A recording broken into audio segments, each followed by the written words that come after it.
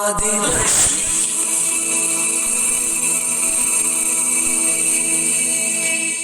श्री धनलक्ष्मी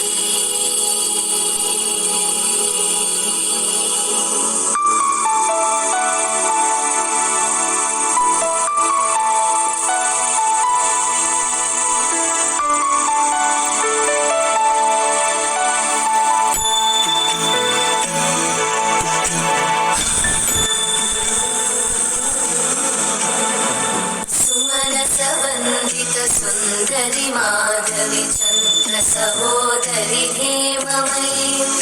मुनिगण वंदित मोक्ष प्रदायिनी मंजुळभाषिणी वेदनुते पंकजवासिनी देव सुपूजित सर्वगुणवर्षिणि शान्तियुते जय जय हे मधुसूदन कामिनी आदिलक्ष्मी जय पालय माम्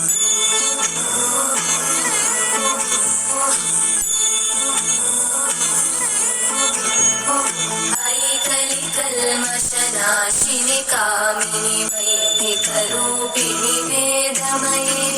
क्षीरसमुद्भव मङ्गलरूपिणि मन्त्रनिवासिनि मन्त्रनुते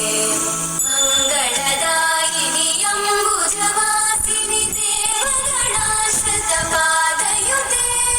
जय जय हे मधुसूदन कामिनि धान्यलक्ष्मी जय पालय माम् वरवर्णिनि वैष्णवि भार्गवि मन्त्रस्वरूपिणि मन्त्रमये सुरगणपूजित शीघ्रफलप्रद ज्ञानविकासिनि शास्त्रनुते भवभयहारिणि पापविमोचनि साधुजनाश्रितपादयुते जय जय हे मधुसूदन कामिनि धैर्यलक्ष्मी जय पालय माम्